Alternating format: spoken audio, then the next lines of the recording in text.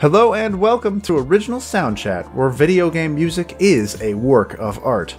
On each episode, it's our goal to help you learn about two soundtracks from the world of games as well as the people, stories, and critical tracks behind them. My name is Joe DeVader. And I'm Peter Spezia. We're brought to you by Anonymous Dinosaur and Rhymes with Asia. It's time to appreciate great OSTs and the games they come from without getting too bogged down in music theory. Up first this week for our two games is 2017's NieR Automata, where mechanical orchestration and a made-up language create the soundscape for the post-apocalyptic struggles of androids.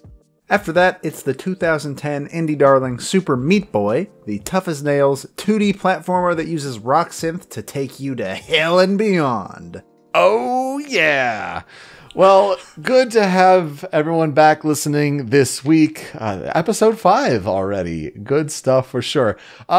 Apologies for the cut here on my forehead if you're checking out the video version. And an errant dog paw got up there during some roughhousing playtime. And some good bleeding up there. So I know it looks super dumb. Apologies there on the video version. But we're here to talk about two great games and even better soundtracks, I'd argue. I mean, they're fantastic games, but these are soundtracks that really stand out, and I'm excited to talk about them this week for sure. Starting out, let's talk about NieR Automata. And I wanted to talk about this one in particular because this week we kind of try to sometimes line up talking about certain games with what's going on in the video game release calendar. This one, NieR Automata, is getting a Game of the Year sort of re-release, a repackaging, Game of the Yorha edition, they're calling it. But of course, that game came out on March 17th, 2017. So again, we're past the 1 year point. There will be some spoilers in this. If that's an issue for you, you can jump ahead to certain parts. We timestamp the show if you want to just jump to the games and the critical tracks, or even just jump to the next game that Joe will talk about. So yeah, let's just jump right into this. NieR Automata, of course, is a sequel to 2010's NieR, which in itself is a spin-off of the Drakengard series. It was developed by Platinum Games and published by Square Enix, and as I mentioned, released on March 7th, 2017 on PS4 in North America. 10 days later, it came to the PC in North America, and then on June 26th, 2018, so a year and a few months later, to Xbox One. Of course, not only is it relevant because of that Game of the Year repackaging, but Nintendo Switch, they had the Nintendo Direct a couple weeks ago, and that game Astral Chain certainly brought NieR Automata to some sort of cultural relevance once again, as the game designer for the battle elements of NieR Automata. It's his directorial debut in Astral Chain, and you can totally tell because the combat is very much like NieR Automata for sure.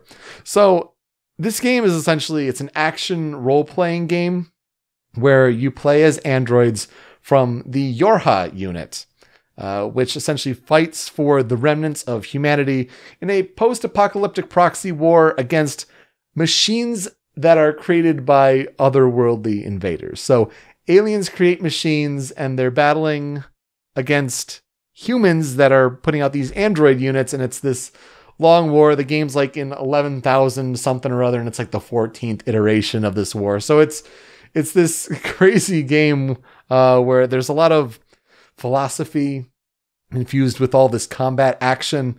The game is primarily known for that Platinum Games sort of character action, a lot of hack and slash that the company is generally known for with their development. But there's also a lot of infusion of bullet hell shooting, whether it's top down, whether it's side scrolling. It just kind of mixes up the gameplay there. NieR Automata is also known for having 26 endings, one for each letter of the alphabet. But endings F through Z are these game over situations that are not necessarily canon. They're unlocked through these unusual means. So endings A through E are achieved by playing the game multiple times. There are 3 game playthroughs essentially that you have to go through to experience the full story. game playthrough A, you play as 2B. The second playthrough, run B, is with 9S. And then the third one is extra critical because it's almost like the second half of the narrative. Because, yeah, you go through the first run as 2B and you get that narrative chunk.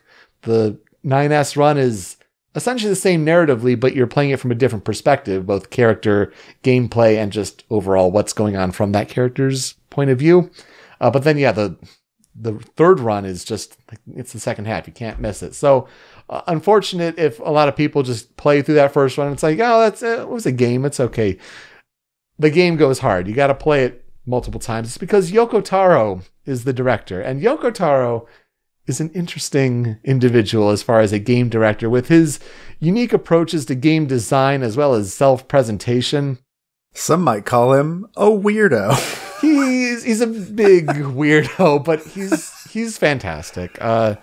He's, with these games, with Drakengard, with NieR, games that have never been really that popular and successful. I mean, a lot of cult classics, certainly, where it's like the small audience, but very passionate and loyal.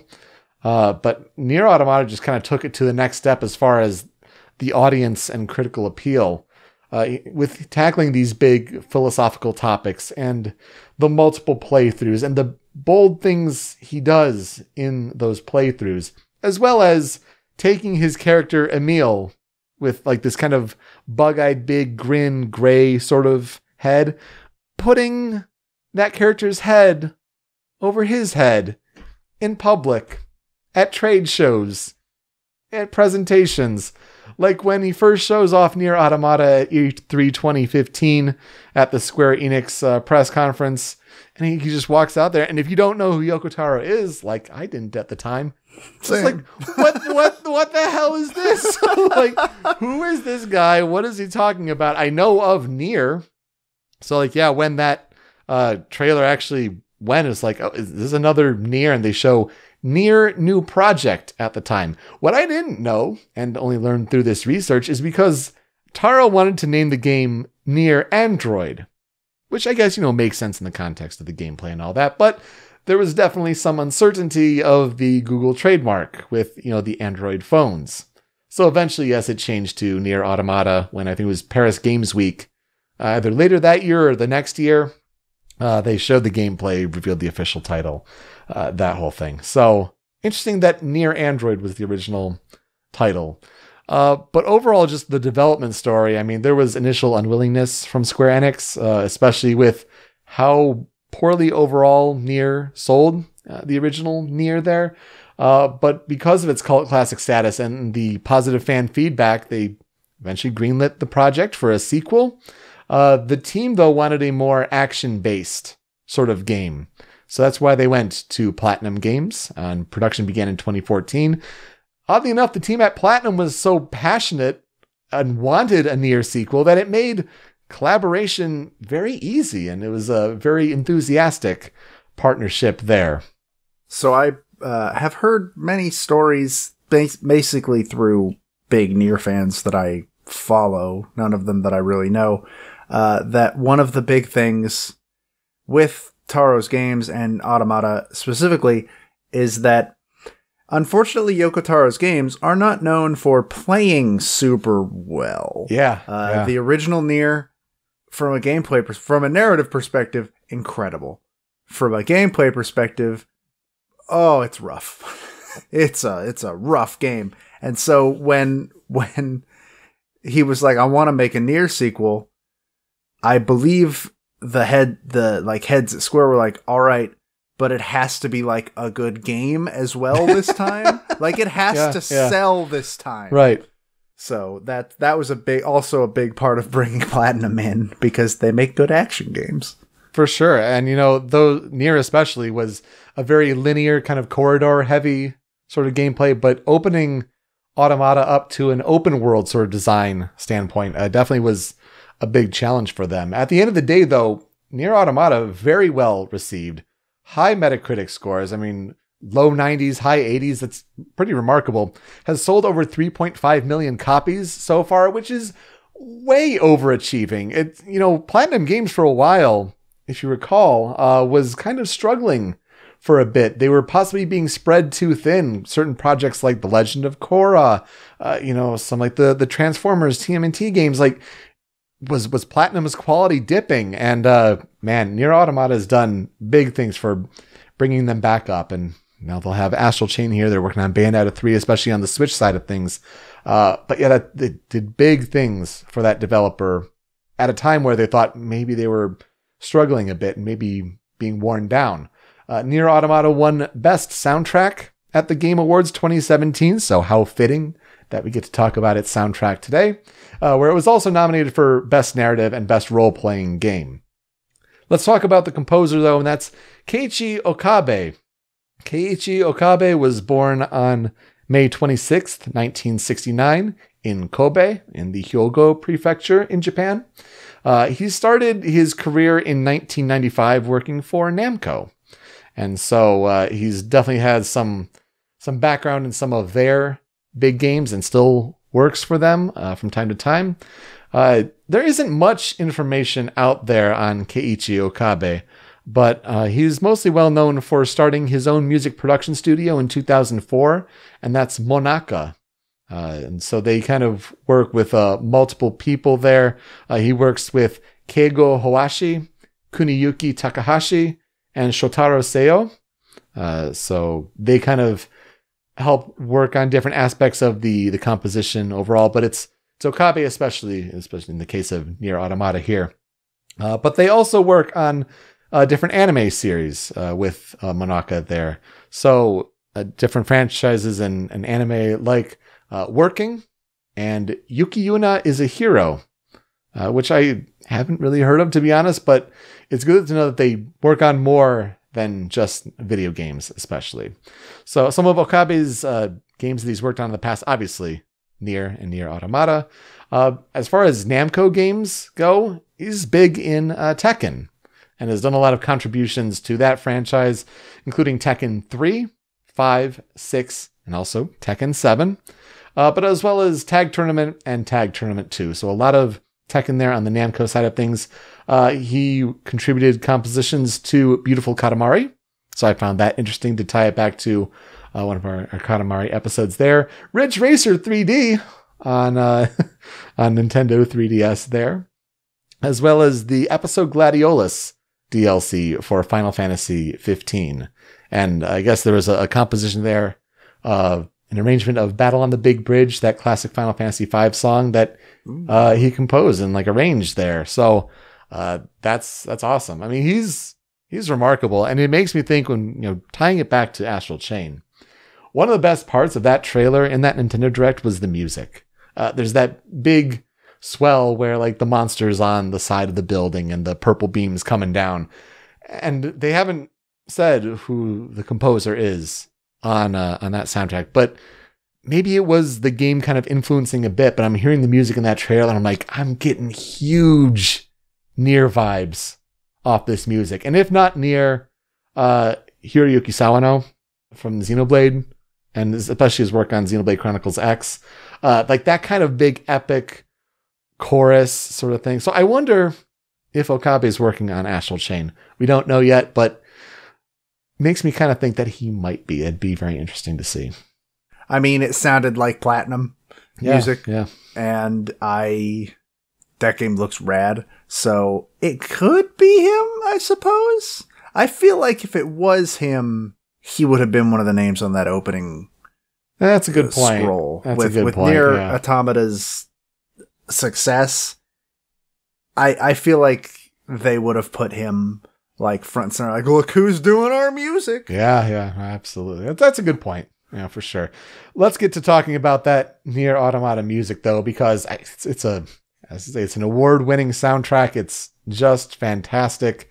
Classical music was certainly a big influence for Keiichi Okabe and his team Monaka. Definitely, they also borrowed the sense of melancholy that the NieR series is very well known for. It's a pretty depressing franchise as far as its themes and philosophies. So implementing that into the music. This time around in Automata, though, as the android automated sort of would suggest, the music was more focused on mechanical and brutal themes, whereas the original NieR had these kind of grasslands and villages, so those tracks were a little more calm. The open world design for NieR Automata also meant that they had to create different stems for the soundtrack, which was sort of new. So there are these quiet, medium, and dynamic variations on the soundtrack, and they can kind of flow into each other based on what's going on. If combat picks up or something else is happening in the game, they can fluctuate in that sense, whether they add more layers to the track or add vocals to the track. So that's also to be considered when they're creating this soundtrack. Okabe did an interview with the PlayStation blog where he said regarding working for Yoko Taro, that Taro just basically gives the direction of make a song for this scene, and just really leaves it open-ended like that. And, Taro will put it wherever he thinks is best. So Okabe gave the example of Alien Manifestation, which is the first song that you hear at the beginning of NieR Automata when you're taking control of the ship, and it's a very bullet hell section.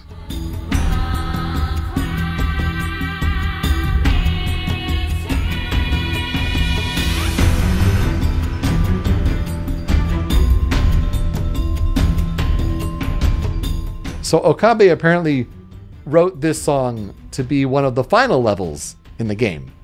And then when he's giving it a test run and he finally gets to take control of the character, he hears this song and he's just like, what? Why did Taro put this here?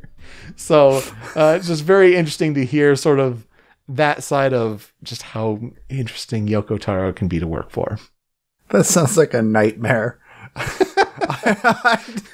I love Yoko Taro, but I feel like that's a love I can only have from a distance. Right? I don't think I'd be able to work under this man. Yeah, no, it's certainly interesting. It must be interesting to hear, like, I want this like final level, and it's like, now we're just gonna have it right out front. Why not? I think most people, when they hear tracks, especially vocals, on whether it's NieR or NieR Automata on that soundtrack, they hear this language and like they can't really pin what it is. And that's because most of the lyrics are in a created language. They created a made-up language for the world of NieR, in the sense where they take aspects from other languages, whether it's French, whether it's Gaelic, or other languages like that. Take different elements here and there, and imagine what those languages would be like if they were kind of smushed together and advanced 1,000 years. So yeah, if you're looking up lyrics and singing, and it's like, what are these words? Yeah, it's really interesting that it's its own made up language, which it kind of brings me back to, I think, when we talked about before, especially with Shoji Meguro and Catherine, and what the impact is like when you hear lyrics in a song that isn't the language you speak, and what the impact of that can be. Just when it's a language you speak, you may pay more attention to the lyrics and what the meaning is necessarily than the game. Whereas if it's just a new language to you, it just becomes an overwhelming overall part of the experience. I think I mentioned this during the Catherine episode. Like, I never thought of that, but it makes a lot of sense. And by doing a weird gibberish language, now nobody gets distracted. Yeah. It kind of just appeals to game players as a whole.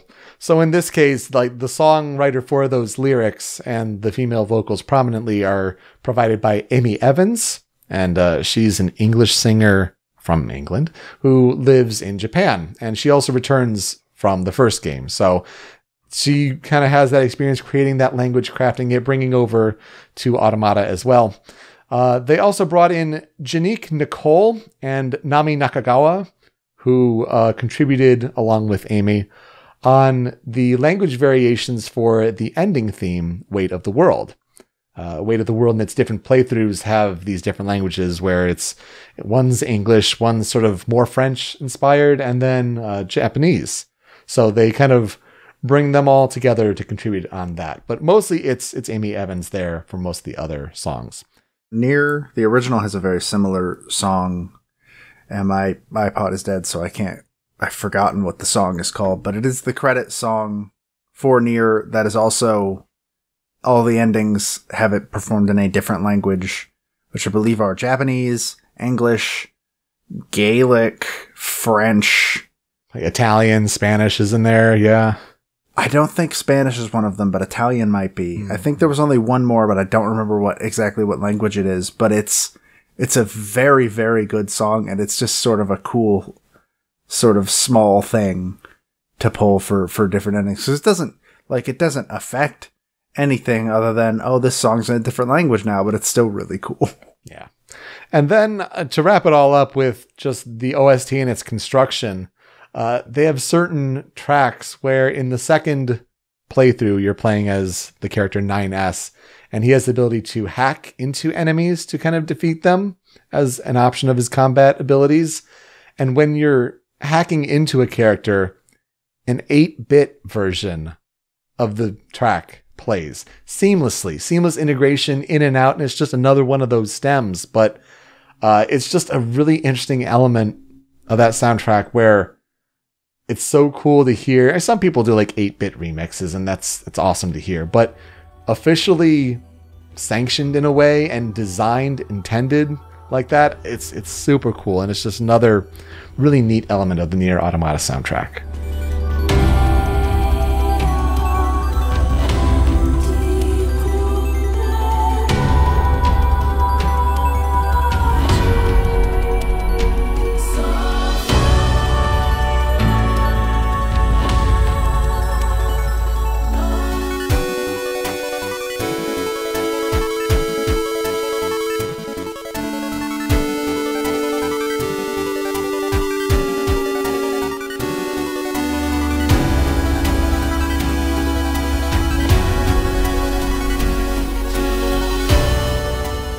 But let's get to those 5 critical tracks, and we'll start with a more whimsical track, but a good one nonetheless. It's Amusement Park.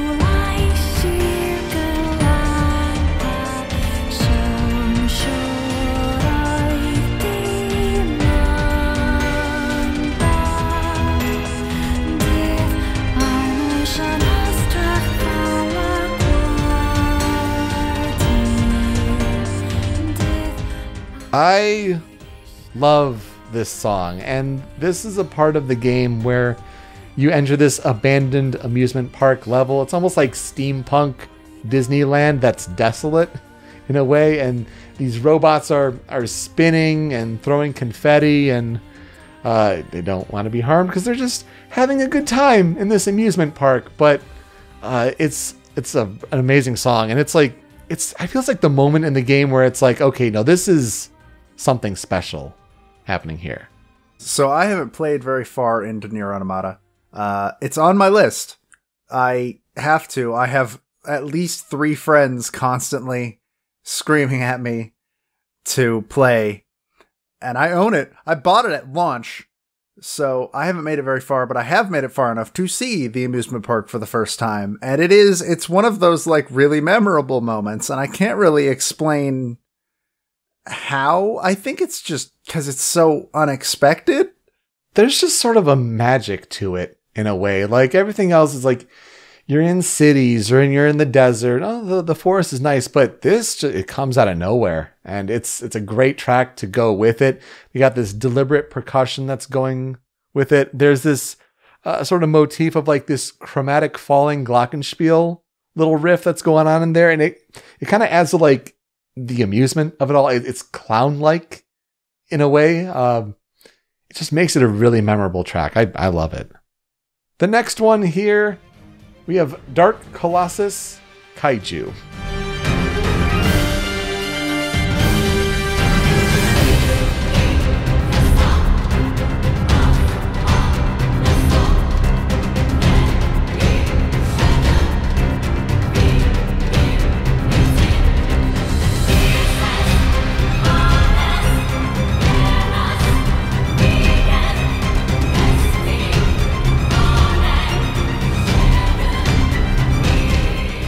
So if any track is gonna ever feel like it's right out of a movie like Pacific Rim, perhaps it would certainly be one that's all about a colossus, a kaiju. This takes place in the game it's a boss battle against the Goliath, who I guess has the name Grun, which that's news to me. It's not. He's always referred to as the Goliath in the game, but this song just screams epic with its vocals, the chorus, again in that made-up language, and the strings just going at it. It is intense, man. I want to say that it's based on a song from the first NieR, but what song that would be escapes me at the moment. Mm-hmm.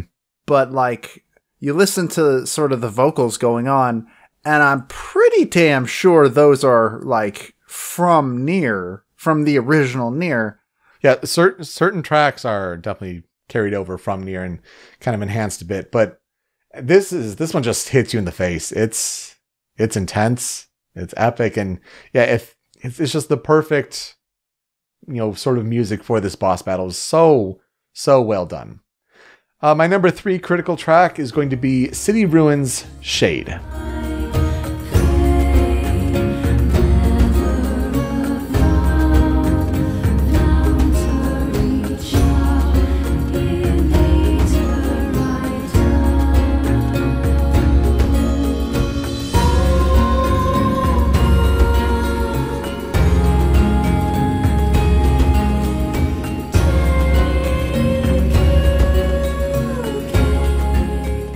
Now, you're going to hear this melody a lot if you play NieR Automata. Particularly, there's a Rays of Light variation that's more meant for like the beginning of the game. There's just slight tonal differences. It's not very drastic. I just like this one better because like the overall key and feel that it gives. The vocals are really driving the piece, again by Amy Evans, and it's beautiful singing. Just gorgeous, but it's also really bold to have such a soothing piece for your overworld theme. I mean, that's what it is. Like the open world that you have to go through in NieR Automata, and early on in the game, you're not given a lot of options to do, fast travel and warping all across the world. So you're doing a lot of travel on foot, and you're hearing the song, which it's gorgeous, it's beautiful, but it's very calm for an overworld theme. This one definitely, though, the Shade variant takes place really near the end of the game, after key sort of narrative events there. So I just like this one a lot, and it's a song that is pretty essential to the NieR Automata OST experience. It sort of reminds me of Final Fantasy IX's overworld music. Sure, I hear that, yeah. I think it just has the same sort of feel, because if you've ever listened to FF9's like overworld music, I believe it's called Over Those Hills. It's very calm and sort of relaxing. And the one thing that this doesn't share with it is Over Those Hills sounds inviting, and this, I would not say inviting, is how I would describe the overworld music in NieR. I mean, it's soothing just as far as the instrument choice and all that, but it's also big on that melancholy that I mentioned earlier. It's definitely also a bit sad in a way. Number 4 critical track here, Pascal.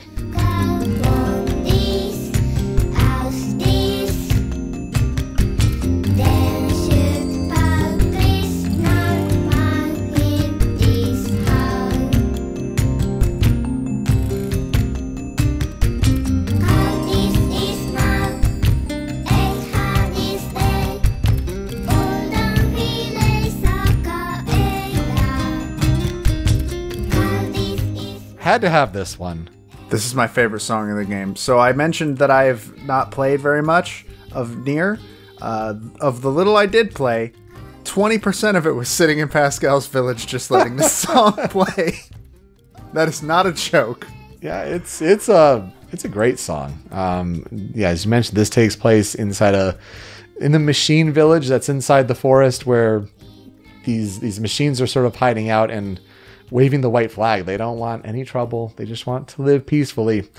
But it's this vibraphone and acoustic guitar piece that's driven with a deliberate beat, and these child vocals that really just show like the purity of the machines and how they want to live, but also the character of Pascal. And you're right, I don't want to say necessarily it's soothing, because I mean, kind of describe that with City Ruins, but it's like, yeah, pure. It's really just pure in the best way. It feels good to listen to, and I could not tell, like, I don't know music theory. I'm not a musician, man. I like music though, and I can tell you that this is some good music, and the first time I heard it, I was like, oh, I like this. And then before I knew it, I had been sitting in Pascal's Village for like an hour, not moving, just letting the song play. Yeah. Again, not a joke. That's something I actually did. Matt, my co-host over at Smasher Pieces, is still mad at me that that's how I spent a lot of my playtime. It's a great song. It really is. But my favorite on the soundtrack has to go to my number 5 critical track here. And that's Song of the Ancients, Atonement.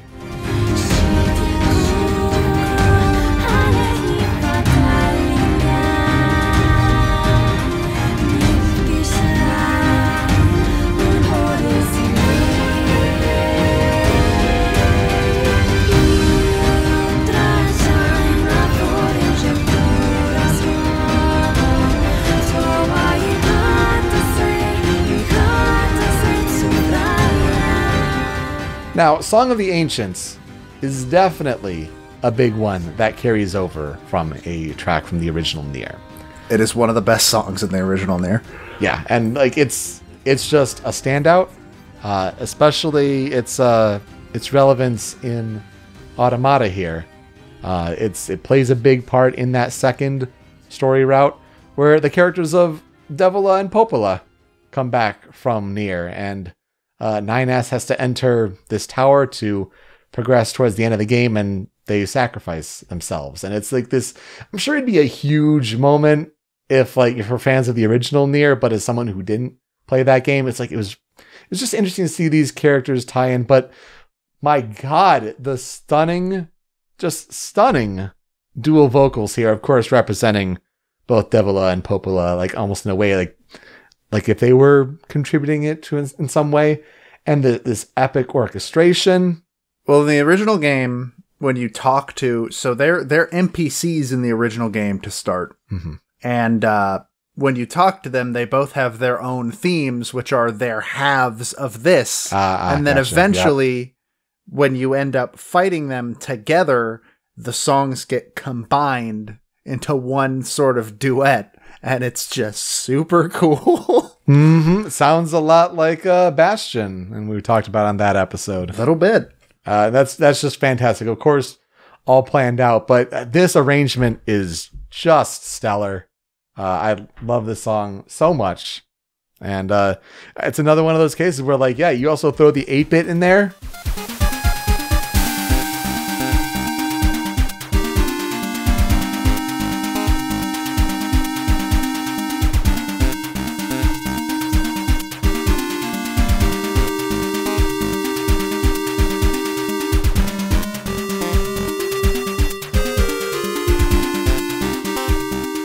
And man, yes, perfect. You have to do some hacking in that section. It's seamless, and it's so good. Just fantastic. So as far as tracks I would leave on the cutting room floor, I think a lot of fans would be remiss if I didn't include Weight of the World. Can you hear me now? 'Cause we're gonna shout it loud, even if our words seem meaningless. It's like I'm carrying the weight of the world. I wish that some way somehow. Not a favorite of mine, to be honest, but it's a very important track on the overall collection of songs there. It's the ending theme. Definitely big implications for later in the game, why that's a big deal.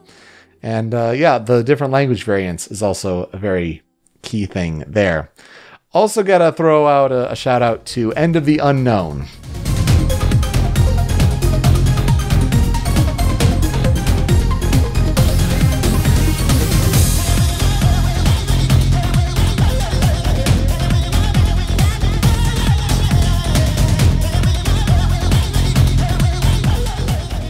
gets a kind of club rave vibe there, but this is where you're facing these sort of humanized, machine perfected sort of characters of Adam and Eve. One of them being like the final boss of the first couple routes. So yeah, you're going in this final boss, and it's like this driving EDM kind of piece with this oddly processed vocals. It's a really cool song, but it's pretty different than anything else on the soundtrack as well. But just wanted to throw those two out there.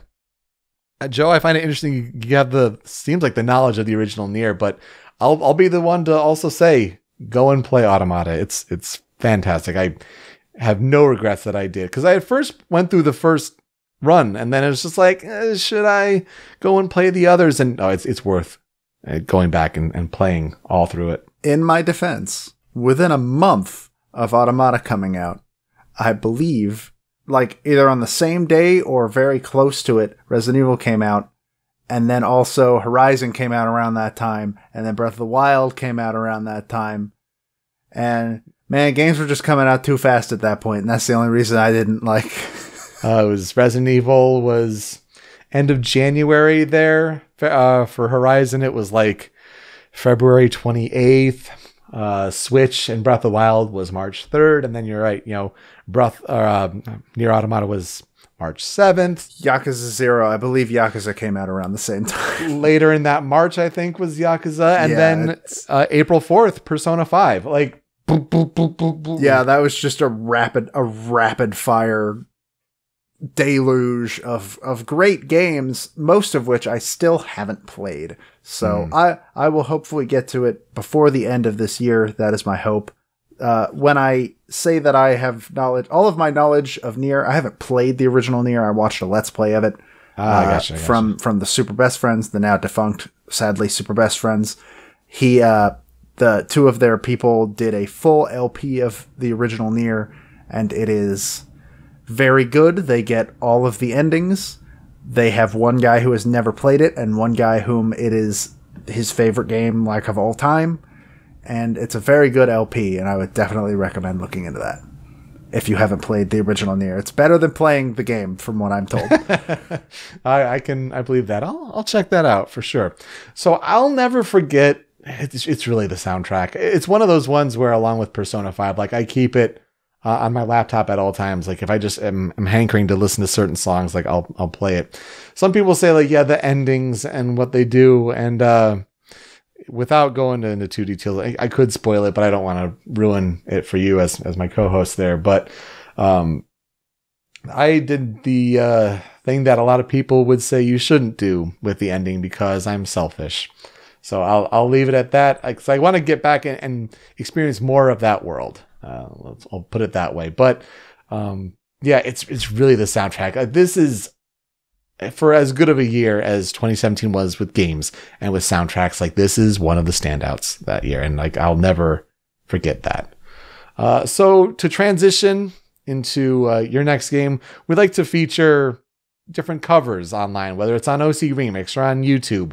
And want to give a shout out to Family Jewels 7X. Family Jewels is a great metal remix arranger. Plays his own stuff, great video component as well. But he has a NieR Automata guitar cover where it's a medley of different songs, including 3 out of the 5 critical tracks here that I mentioned. So wanted to give a shout out to his guitar cover of NieR Automata, and we'll be right back.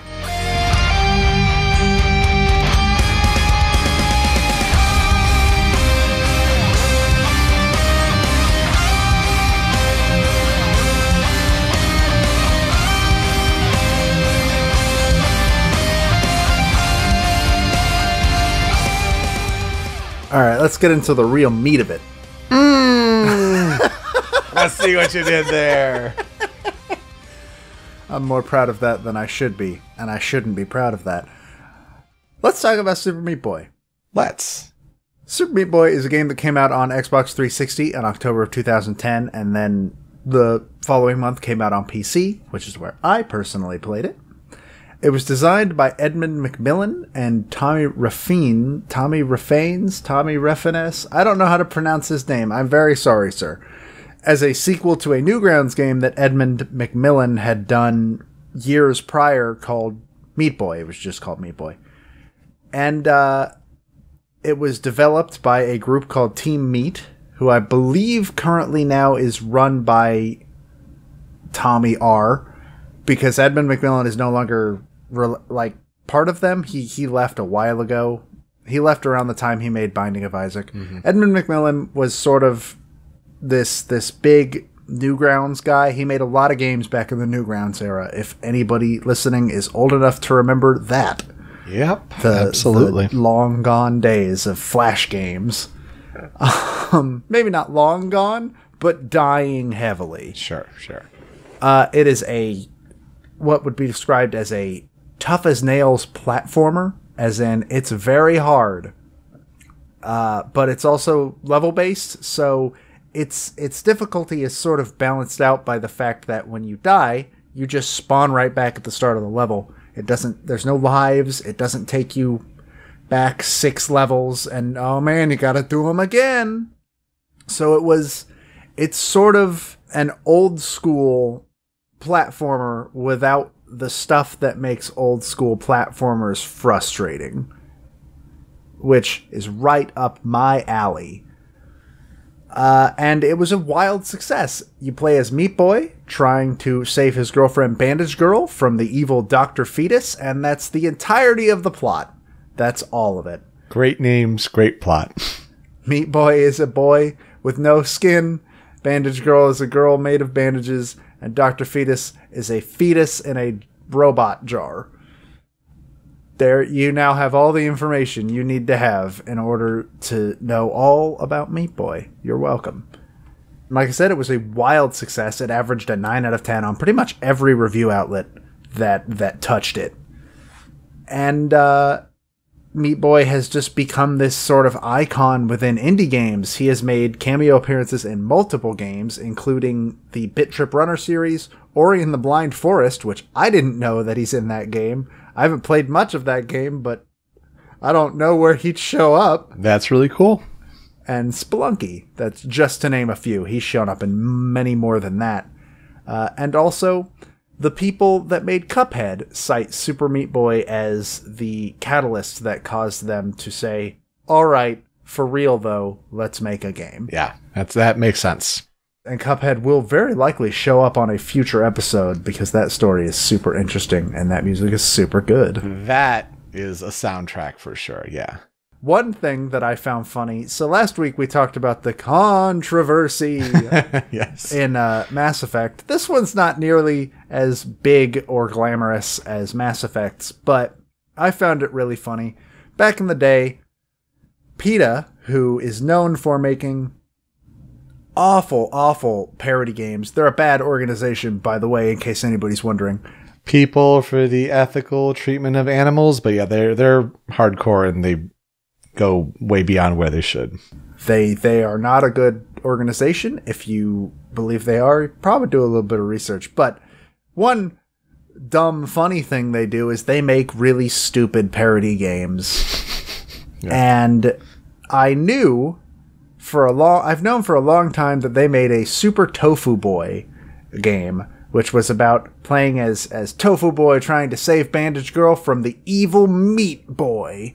And when you finished levels, it would put vegetarian facts and stuff between the levels. It was really dumb. What I didn't know before researching this game was that the reason that game got made is because Edmund McMillan made a bunch of fake accounts on the PETA forums and tried to goad them into making a parody game of Meat Boy to use as marketing.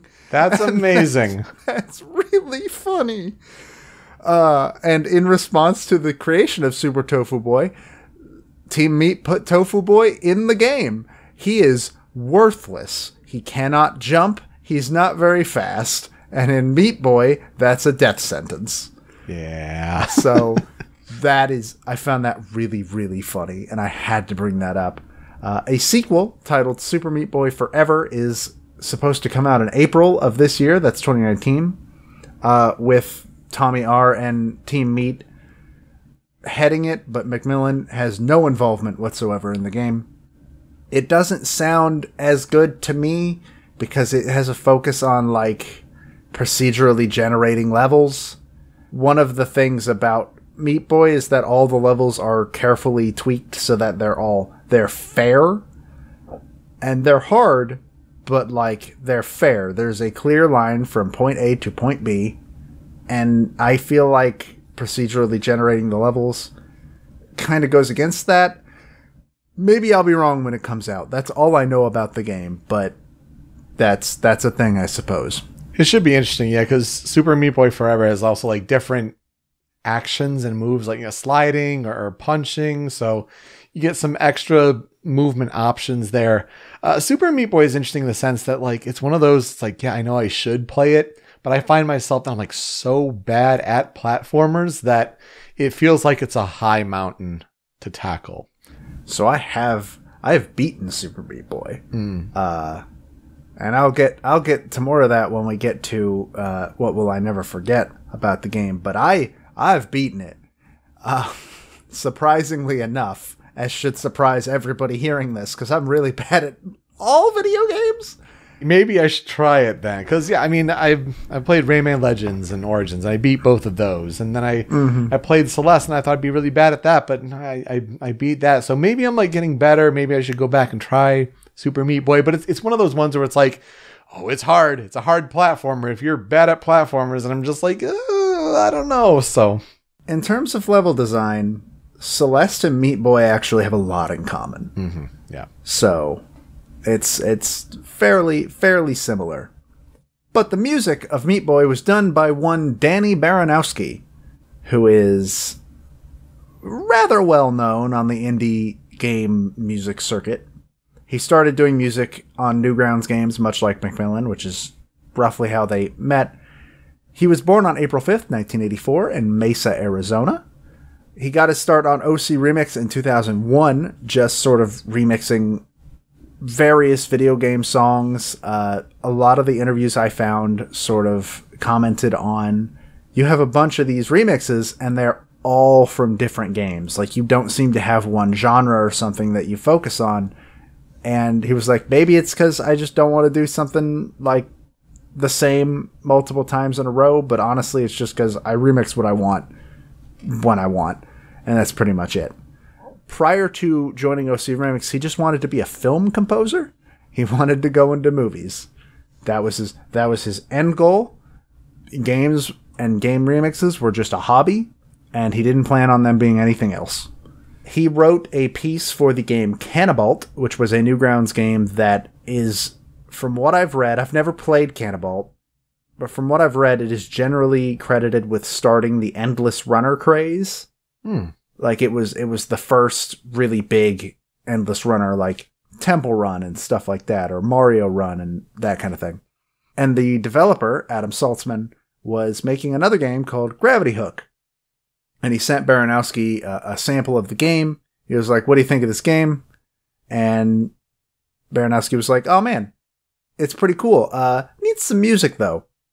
And Saltzman said, I'm kind of thinking I'm gonna go with the silent approach on this one. I don't think I want music for this. And, according to Baranowsky, his exact response was, F you, I'm writing music anyways. He didn't say F. He said a different thing, but we're trying to make a PG podcast here, and I can't quote him directly. Attaboy. But yeah, he wrote the song, and it was so good, apparently, that Saltzman was like, okay, maybe I will put music in the game. It, like, completely turned around his sound design ideas. And that game specifically led to him becoming acquainted with Edmund McMillan. Basically, it was entirely through word of mouth. I believe McMillan was friends with Saltzman, and they just sort of hit it off from there. And at the time, McMillan was making Meat Boy, the original Meat Boy. And he needed a soundtrack. He didn't have any sounds yet, but he wanted to release it very, very soon. And Baranowsky wasn't going to have time to, like, compose something. And Baranowsky brought that up, and McMillan was like, just give me anything you got. Anything. It can be stuff you made for fun. So he went and scrounged up 3 or 4 different songs, just random, out of his recycling bin, it sounds like. Those ended up being the main theme of the game, the forest, the salt factory, and the rapture, all of which would be remixed and put into Super Meat Boy. And those songs, at least 2 of which are on my list, by the way, and they're just random songs that he pulled off of, like, out of his unused folder. Wow. So that's super cool. And then eventually Baranowsky was brought on when they decided they needed him to do the music for Super Meat Boy. If they were going to remake it, Baranowsky had to be the one behind the soundtrack. Baranowsky has a belief that video game music should do things similar to what film scores do, but quote unquote more, being that in a film, you know everything that's going to happen on screen. It's written out for you. It's point A to point B. This is going to happen, then this is going to happen. Whereas in a game, anything could happen on screen, and you need to have music that is going to fit with everything that could happen on screen. And I think that's kind of super interesting. And he also makes a point that, like, you need to have a careful balance with video games to make sure it's not overwhelming or distracting, much in the same vein as, like, Meguro talking about how Japanese lyrics are distracting for Japanese gamers because they focus on the lyrics too much.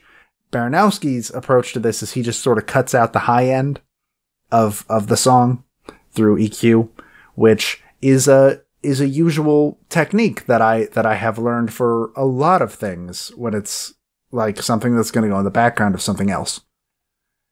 So I found that kind of cool. Something that he does that I haven't actually heard of any of the other composers we've researched saying that they do is that he will always go play the game without the music as much as he can, just in complete silence, because then that gives him a good feel for what should this feel like, what kind of things are probably going to happen, etc., etc. And I found that really interesting because I don't think we've heard any other composers say that's the case. Yeah, that's got to be fascinating for the creative process for sure. Yeah, not too many people go hands-on like that. And it's something that, like, I think it's very, very related to something a professor once told me during a design class, which is if your game is not fun with placeholder graphics, having pretty graphics is not going to fix your game. And I think it's something very similar to that is, like, I want to say he goes at that with an idea of, like, if the game's not fun without music, suddenly putting music in it is not going to make it any more fun. Right. That's a good point. So his discography includes Cannibalt, obviously. He also did the music for The Binding of Isaac. Yeah. Which is a good soundtrack. I know your wife is a big fan of Isaac. Big fan. Our friend Soul is a very, very big fan of Isaac. He did the soundtrack for a game called Desktop Dungeons, which I've never heard of, but he did it alongside probable future show subject Grant Kirkhope.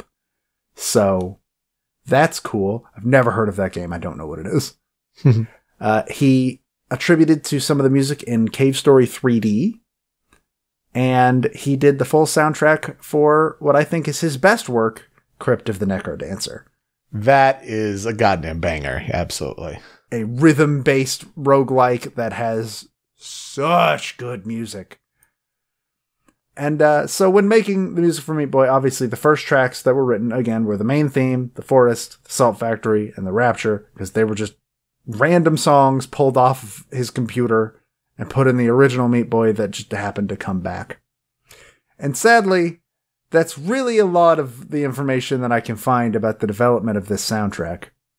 Sadly, I couldn't find a lot of interviews or anything where he actually talks about these are sort of the influences that I pulled in. This is the process I went through. It's just the story of those 4 tracks and then nothing else, which is a shame. But sometimes that's just how it goes. One of the things about the history of this game and its soundtrack and all and I think it's actually the same sort of thing with The Binding of Isaac, oddly enough, is that the soundtrack eventually changes. Like, Baranowsky does the original, but then certain things here and there, whether it's legal, whether it's rights and all that, it gets a whole different soundtrack. Was there anything in the research about that? So a little bit. I specifically was trying to look into any actual reasons, and we don't know the actual reasons because they're private business decisions and stuff like that. When Super Meat Boy was released on Wii U, PS4, etc., etc., etc., it had to get a new soundtrack because Team Meat and Baranowsky had a bit of a falling out, it seems like, and they could not negotiate a contract that was agreed upon by both parties to make sure that they could continue using Baranowski's soundtrack. I don't believe that's the case for any like future re-releases of Binding of Isaac. They did bring in some big names sort of for the new soundtrack. I haven't heard the new soundtrack, to be perfectly fair, but I'm not in a huge hurry to hear it, though they did get Ridiculon, whom I've never heard of, David Scatliff, who again I've never heard of, and last week's subject, Laura Shigihara. Oh, okay. Yeah. All took part in making the new soundtrack for Super Meat Boy upon its re-release. But from the sound of it, it's entirely just licensing disagreements, and it seems like it was specific to Team Meat. As far as I know, he still has an okay working relationship with Macmillan, though I don't believe he is doing the music for Macmillan's latest game. So maybe not. I don't know for sure. I mean, the original is a classic, and that's why it's worth talking about it. But I just wanted to put that out there, that in case some people go and play it on those re-releases, and it's like, I don't hear any of these songs. Like, there's drama afoot with that. The original soundtrack is still intact on the Steam version, so if you go good. play it on PC, I believe that version still has the original music. That's good. That's good. Well, critical tracks time. Let's do it. First one is Forest Funk.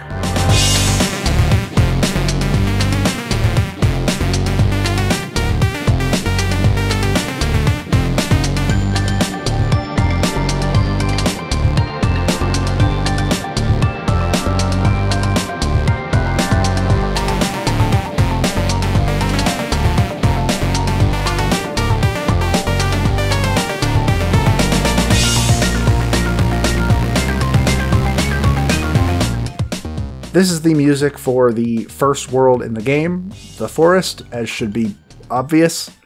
It's just really catchy and surprisingly laid back compared to the rest of the soundtrack. Because this is the world that's supposed to get you comfortable with how Meat Boy moves, how the game works, etc., etc. It's just really catchy, especially the beginning. I really, really love the intro, the dun, dun, dun, dun. Like, I really like that part. Mm-hmm. And I just like how it's really chill, especially compared to some of pretty much all of the other songs that will be on this list. Yeah. And I think that's important to keep a note of, that like when you're playing the first level, especially of a hard as nails platformer, you can't just immediately throw them in, yeah, go, die a lot, do it. Because if you do that, even like old NES platformers realize that if you do that, people are going to quit your game real fast. Yeah, you got to learn the basics. You got to give people room to breathe. You got to give them room to learn. And I think that's especially important with the music. And there are obviously some games that do like really dramatic, action-packed intros for like Mega Man X, for example. But Mega Man X is still a very easy level, and it's still about learning the game. I think having the song also sort of reflect that attitude in Meat Boy, it was a good choice. Yeah, Mega Man X with Central Highway, though, like that's the environment is, cars going past you and you're running on a highway. Like that track is certainly fitting for that game. But yeah, the forest, and yeah, you're trying to build up the foundation with, what you'll use throughout the rest of the game. That makes total sense. Next up is the Battle of Little Slugger.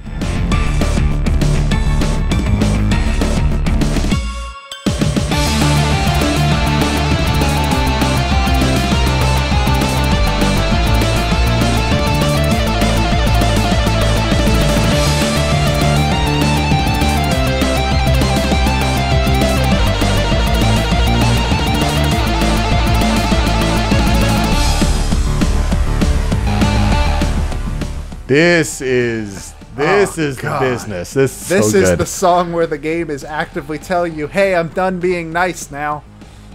And this is all like the sequence where it plays is also the immediate moment where the game's like, all right, so kid gloves are off, time to go. It plays during the very first quote-unquote boss of the game. Meat Boy bosses are bosses only in that you're running away from a thing or you're dodging a thing. Meat Boy himself does not have the ability to attack in Super Meat Boy, and so it's entirely just avoiding stuff, and then the boss eventually ends. And so in this one, you are running away from Dr. Fetus in a giant walking chainsaw mech as he has just set the forest on fire. Everything around you is burning to the ground. You have to run through this obstacle course of buzzsaws while also escaping the mech that is currently going at you. It's such a change from everything, and the game does not take another step back from that again for the rest of it. This is the song I always think of when I think of this soundtrack. It's as you said, it's that perfect sort of upping the stakes sort of track, and it's just so good. And especially because from the sound of it, this is the first song you'll hear in the game that was written for the game. And so you have stuff like that. I want to call it a solo, but to be honest, most of the song is a solo. But you get what I mean when I say that. Yeah. The crazy guitar, yep. That one part is so good. There's no way that would have just been something Baranowsky randomly had on his computer. There's such a drastic change from those two. Oh, man, that song's so cool. I don't care if it's good midis and the track and instrument improvements and all that. It's bananas, and I'm sure it could be played live, but even for the computerized instrument that it is, it's just excellent. Very much. There's a remix of it, an 8-bit remix of it on the official soundtrack. It's just a bonus track. It's not actually in the game, called Boss Burger and Chips, which is an 8-bit version of this and the next song sort of mixed together. And both of those translate to 8-bit real well.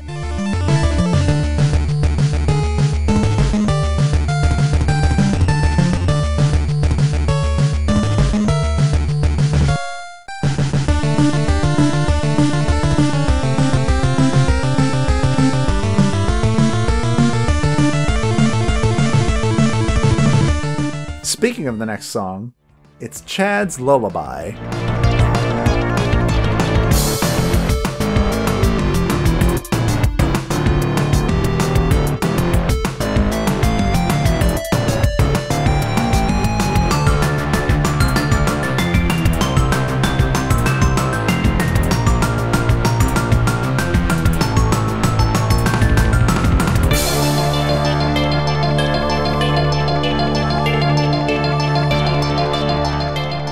This is another boss fight song, the second boss fight song. It's one of my favorite songs in the game because, this is a weird one in that the character of Chad is a weird sort of meat fish thing that is not actually trying to kill you. He's just really pumped to see you. And he, I assume, wants to give you a hug or something. But he's 10 times your size. Sure. So that hug will kill you. And I think this song does a pretty interesting job of sort of portraying that, especially with sort of the xylophone sort of thing that sounds very kiddie and very innocent, while also sounding threatening, because this whole song is super threatening. And it's this weird balance that I think the song really lands well, that I imagine could not have been super easy to sort of land. It's a delicate balance, but it's definitely effective. And just it moves. It feels a lot less oppressive than Little Slugger, 100%. But it also feels kind of creepy, which fits because this is the boss of the level of the hospital, which has a very creepy feel to it. And yeah. It's just a fun song. I like it a lot. Next up, you got It Ends, which is the music for the final world, The Rapture, which is another one of the songs that apparently was just randomly pulled off of Baranowski's computer for the original.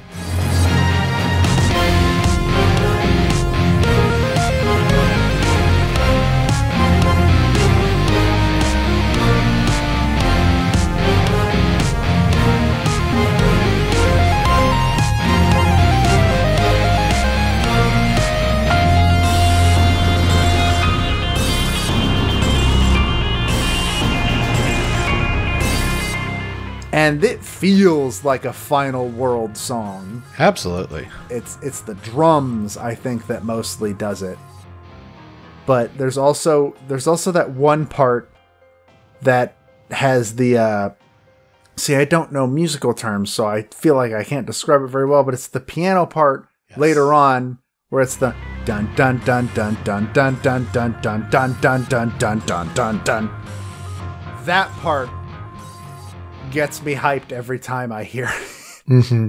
Like this song feels like, all right, that's enough of this. We're taking this fight to Dr. Fetus. It's going down right now. Go and beat the crap out of that stupid jar. And also the part where the instruments drop away and it's like just the quieter piano. Like that's also super effective as well. Yes, this song is very, very good at feeling like this is the finale. You're there. You've made it. And again, it also feels threatening. As I brought up in the forest, like all of the songs after the forest, none of them keep that sort of chill vibe to them. They're all either creepy or they're intensely like threatening, like this song feels. Mm-hmm. And that fits the game Super Meat Boy super well, because everything in that game will kill you. There's nothing that'll help you in that game. Next is Dr. Fetus's Castle.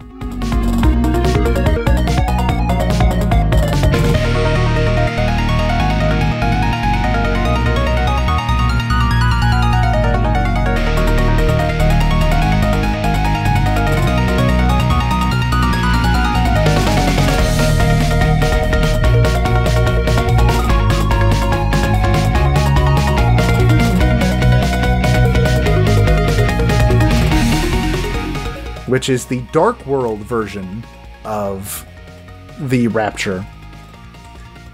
And the Dark World basically means that, I believe it's if you get the bandage in each level. In each level, in most levels, there's a bandage that you can collect, and usually getting it is kind of hard. Think the strawberries in Celeste. Sure. It's very, very similar to that. And they're always in a spot that's just a pain to get to. And you've still got to finish the level in order to actually collect the Band-Aid.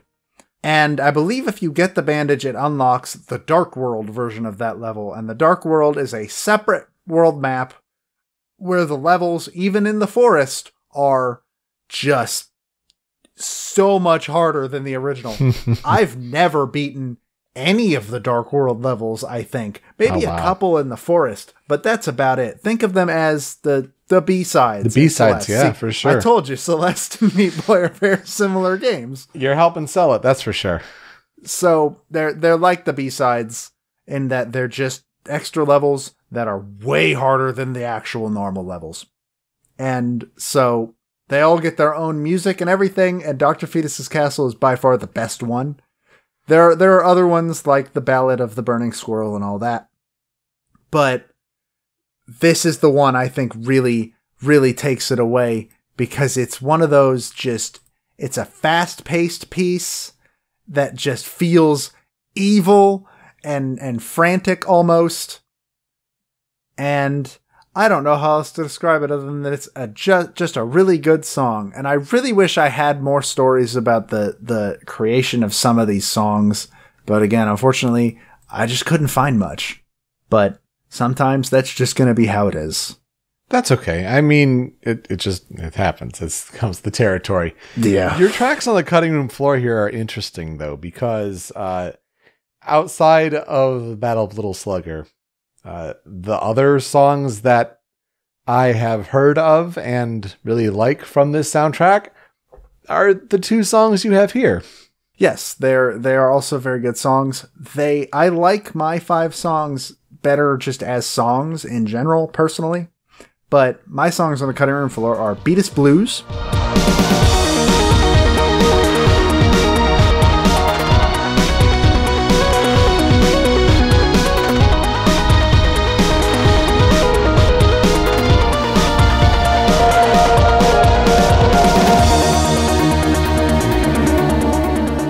which is the song that plays in the hospital, which is World 2. It has this really creepy feeling to it, and it's sort of subdued while not sounding relaxing or something like that. It still feels tense. And then you got Hot Damned, which is the song that plays in Hell, the world literally called Hell.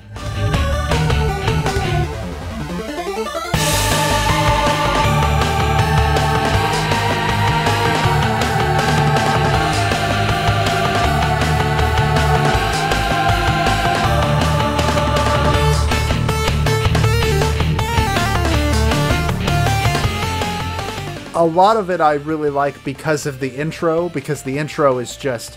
All the other songs on this soundtrack sort of have a build-up to them, but Hot Damned is just, it's there! Here it is! Right, yeah. Right in your face, it's screaming and it goes hard, yeah. So those are both very, very good songs, but I personally like the 5 that I picked better, and I'm the one that got to pick the list. So take that, internet commenter. As for what will I never forget about the game, I'll never forget about the feeling of beating the game after it took me 6 years of on and off play to do it. Wow. I bought this game in 2010 because I think I heard about it from... I want to say I heard about it from Indie Game the Movie. Possible. Yeah, I think that's where I first heard about it. Because I might not have bought it in 2010 in that case. It might have been 2011. But this game was one of the games included in Indie Game the Movie. That is for sure where I first heard the name Edmund McMillan. Mm-hmm. But I played it on and off, lost save progress a lot because of having to get new computers, and I believe this was before Steam started doing cloud saves. Mm-hmm. And even to this day, I'm not entirely sure Meat Boy supports cloud saves. I could be wrong. I don't know.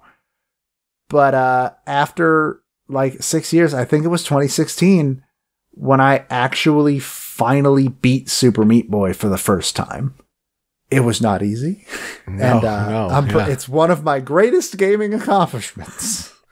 Wow. Well, you're certainly doing a good job of making me want to play it. And I'm saying this as I'm going to guess a third to a halfway through Katamari Damacy reroll.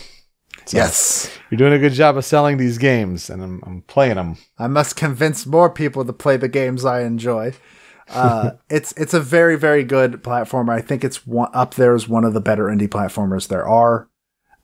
Meat Boy has definitely earned its sort of spot as an iconic character among indie games. Like, we talked about Bastion and how Bastion is big in the indie scene, but like, the kid's not showing up in like Bit Trip Runner.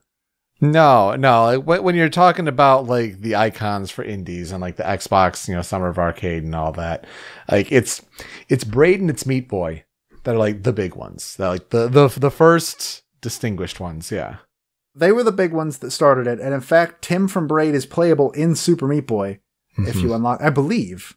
I'm Sounds pretty sure right. he is. Yeah. A lot of indie characters are playable in Super Meat Boy, including stuff like the kid from I Want to Be the Guy, which was a big sort of inspiration for this game, I would assume. Mm-hmm. They're very similar, though Meat Boy is not nearly as hard as I Want to Be the Guy.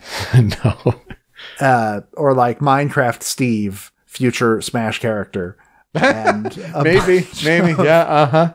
A bunch of other just indie characters, and so that's really cool. And like nowadays, we've also got Shovel Knight to add to that list, who is also a big iconic character that's showing up in everything, including Super Smash Brothers. Like, come on, that's awesome.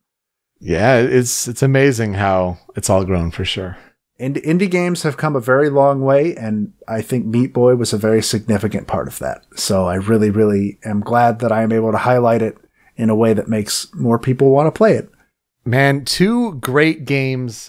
Love talking about these kind of games, and especially their soundtracks. Thanks everyone for listening. That'll do it for this week. If you want to follow us and what we're doing and what we like to talk about with games, I'm on Twitter at PeteSpeakEasy. Joe is over at the Dobaga. As far as the video version of this show, that's over on the YouTube channel Rhymes with Asia and over at rhymeswithasia.com. But if you want to pick up the podcast feed and bring the audio with music and everything wherever you go, that's over on Anonymous Dinosaur at anondino.squarespace.com. We're also on podcast feeds, so Apple Podcasts, Google Play. Sorry, can't do Spotify. But you can find us there and listen, and been really good to get some feedback on the show. It's been a nice week for that. So really, really appreciate that, guys. Thank you. If you want to suggest games that you want us to cover or just give us more feedback, that'd be appreciated, because we're on social media at Soundchat OST. Joe, let's play it out. Well, for my play out, I had trouble deciding on... I knew I was going to use one of the songs off this album, but I had trouble deciding on which one. This is an album that can actually be bought on Danny Baranowsky's Bandcamp page, but it was by a man named Brent Kennedy, who made an entire album of piano renditions of Meat Boy music. And you all know me by this point. I like piano a lot. So I had trouble deciding between the Chad's Lullaby and the Forest Medley, and I decided on the Forest Medley piano version by Brent Kennedy. Thanks for listening. We'll see you next time.